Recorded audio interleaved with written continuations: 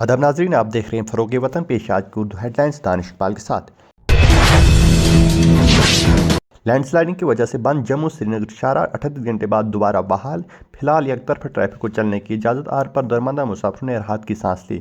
Traffic حکام کو traffic کے بہتر انتظامات کے لیے سڑک کے تمام تباہ شدہ حصوں پر اپنی نفری میں اضافہ کریں: چیف سیکرٹری۔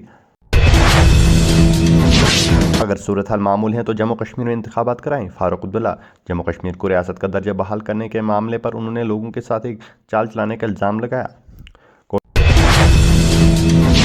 کروڑوں روپے مالیت کی منشیات اسمگلنگ کرنے کے الزام میں ایک خاتون سمیت 3 افراد گرفتار۔ SIA۔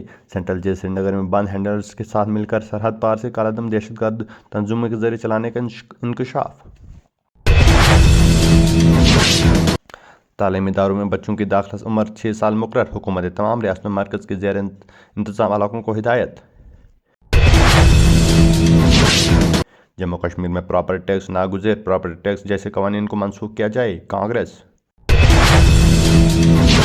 کشمیر میں خشک موسم کے بیچ شبانہ درجہ حرارت میں گراوٹ۔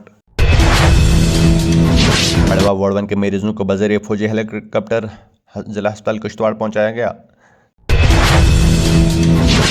سنتھن انرکا قومی شرح ماہ فروری کے مہینے میں آمد رفت کے لیے کھول دی جائے گی۔ ناظرین،